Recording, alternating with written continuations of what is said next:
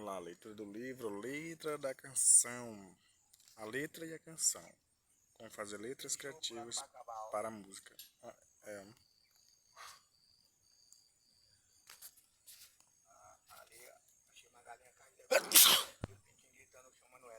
Mal matando. É que tem um negócio diferente aqui, é que tem alguma pata morta por aqui assim. Alguma coisa morta por aqui assim. Por aqui assim, tem um negócio fedendo. Capítulo 3, ponto de vista. Ponto de vista de João Cavalcante e Edu Krieger, 2011. Do ponto de vista da Terra, quem gira é o Sol. Do ponto de vista da mãe, todo filho é bonito. Do ponto do círculo é infinito. Do ponto de vista do cego, sirene é farol. Do ponto de vista do mar, quem é a balança é a praia.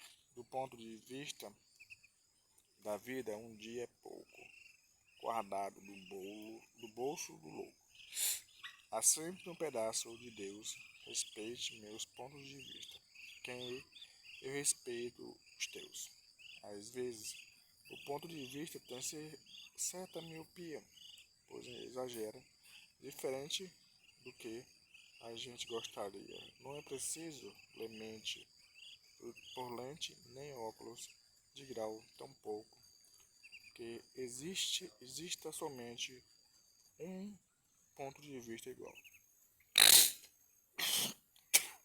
Eita, gripe, estamos tudo gripado. Após todos os estímulos que impulsionaram a criatividade, nos vimos mergulhados de corpo, alma, instintos para a definição de um tema para a nossa letra. Nele está a ideia fundamental, nosso chão por onde iremos caminhar. Definimos o que estava latente em nossos sentimentos, pedindo nossa atenção para sair de nossas ideias e nascer no mundo real. Agora é hora de dar voz a quem quer falar. Isso mesmo. Existem várias vozes, visões, referências para expressar nosso tema, porque nem sempre sou eu quem dirá o que está acontecendo. O ponto de vista determinará os caminhos de sua letra. Um ponto de vista da filosofia é uma atitude, como alguém vê ou pensa, uma maneira especificada ou declarada de consideração. O ponto de vista nos ajudará a definir de que local, de onde se vê melhor, trazendo a oportunidade de experimentação de perspectivas diferentes. Por isso é importante, na hora de compor, entender quem está falando. Nem sempre sou eu quem vai falar o que está acontecendo na música. Essa noção nos faz pensar principalmente sobre a relação de letristas, compositores e cantores com o público, pois também é preciso saber para quem está falando. São duas perguntas que toda música deve responder. Quem está falando, para quem? Oi? Nessa trajetória, decidi quem está falando em dar voz, direcionamento também ao sentimento da letra, de onde nasce a mensagem, para incorporar a intenção por trás da canção. Então vamos lá, quem está falando? É o sol, é a terra, é o mar, é você? É um cego? Parte minha. Cantores, contadores de histórias. Terceira pessoa. O artista ou a letrista narra uma história. Nós colocamos no lugar de contadores de histórias, de fatos. Acontecimentos, enredos onde não fazemos parte. Estamos fora do cenário observando e contando de forma objetiva todo o contexto de uma determinada situação. Pode ser um romance, uma briga, uma perda, mas não se esqueça de que você não pertence àquela história. Uma característica importante desse ponto de vista é que letrista e público não são íntimos. Não existe relação direta entre entre quem conta a história, letrista, compositor, ou compositora, cantor, ou cantora, e quem existe a história. Tal narrativa coloca o letrista numa brincadeira de ser Deus. Você acessa a mente dos personagens, troca cenários, monta as tramas, interage com o presente, passado e futuro, para exemplificar de forma explícita. Segue abaixo a letra da música do Eduardo e Mônica, do letrista, compositor e cantor Roberto Russo. Ele conta a história de um casal que ficou conhecida nacionalmente, pois virou um clássico na música brasileira. Quem um dia de... música de Eduardo Russo, de Renato Russo, que um dia irá dizer que existe razão nas coisas feitas pelo coração. Quem um dia irá dizer que existe razão nas coisas feitas pelo coração? E quem irá dizer que não existe razão? Eduardo abriu os olhos, mas não quis se levantar. Ficou deitado e viu que horas era enquanto Mônica tomava um conhaque no outro canto da cidade. Como ele disseram, Eduardo e Mônica um dia se encontrarão sem querer e conversarão muito mesmo para tentar se conhecer. Um carinha do cursinho de Eduardo que disse: tem uma festa legal e a gente quer se divertir.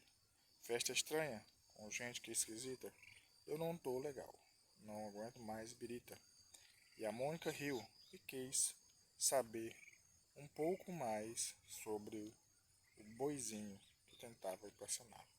E o Eduardo, meio tonto, só pensava em ir para casa. É há quase 2 horas. Eu vou te ferrar. Eduardo e Mônica trocaram o telefone. Depois telefonaram e decidiram se encontrar.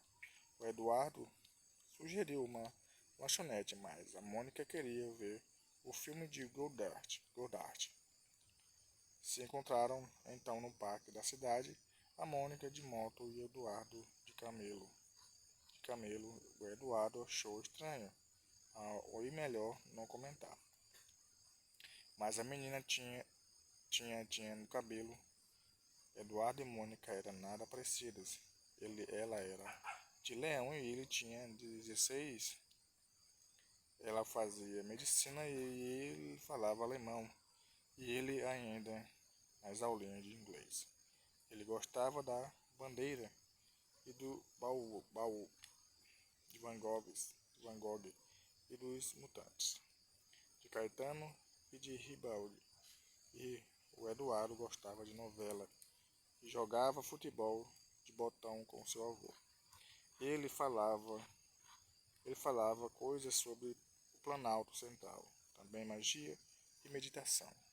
E Eduardo ainda estava no esquema escola, cinema, clube e televisão. E mesmo com tudo diferente, veio mesmo de repente uma vontade de se ver. E os dois se encontraram todo dia e a vontade crescia, como tinha de ser. Eduardo e Mônica fizeram natação, fotografia, teatro, artesanato e foram viajar. A Mônica explicava para o Eduardo coisas sobre o céu, a terra e a água e o ar. Ele aprendeu a beber, deixou o cabelo crescer e decidiu trabalhar. E ela se formou no mesmo mês que ele passou no vestibular. E os dois começaram juntos e também brigaram juntos. Muitas vezes depois todo mundo diz que ele completa ela e vice-versa, que nem feijão com arroz. Construíram uma casa há uns 2 anos atrás, mais ou menos, quando os gêmeos vieram, batalharam grana, seguraram legal a barra mais pesada que tiveram. Eduardo e Mônica voltaram para Brasília e a nossa amizade dá saudade no verão. Só que nessas férias não vão viajar porque o filhinho do Eduardo está de recuperação. Quem um dia irá dizer que existe razão nas coisas feitas pelo coração? E quem irá dizer que não existe razão? Genial, concorda? Além da criatividade em contar tantos detalhes, Nato Russo nos colocou praticamente assistindo a vida de Eduardo e Mônica na íntegra, passando presente e futuro. Teve um único ato falho de terceira pessoa na frase e a amizade, a nossa amizade da saudade do verão, onde ele aparece em cena, mas foi bem rapidinho, quase não se percebe a, a alternância de terceira pessoa para segunda pessoa no contexto total da letra.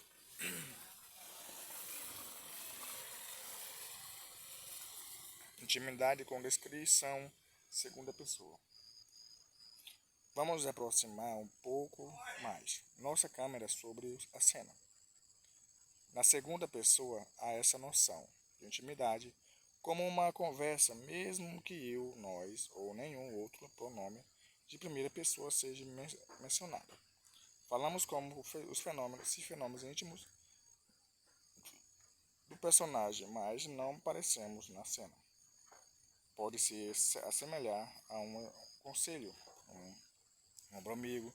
Você direciona e fala para outra pessoa, mas você mesmo não aparece. No contexto da música, é uma conversa sem que você apareça como um personagem. Vamos ao exemplo. Essa é a letra dos compositores Marcelo Genesse e Chico César, chamado Felicidade. Haverá um dia em que você não haverá, não haverá de ser feliz. Sentirá o ar sem se mexer, sem desejar como antes sempre quis. Você vai rir sem perceber. Felicidade é só questão de ser quando chover. Deixa molhar para receber o sol quando voltar. Lembrará os dias que você deixou passar sem ver a luz se chorar. Chorar é vão, porque os dias vão para nunca mais. Melhor viver, meu bem, pois há um lugar em que o sol brilha para você chorar, sorrir também e depois dançar na chuva quando a chuva vem. Tem vez que as coisas pesam mais do que a gente. A gente acha que pode aguentar, mesmo hora firme, pois tudo isso logo vai passar. Percebe como o autor se fez presente, mas sem ser citado nos versos? Esse é o intuito, uma conversa com o sujeito oculto.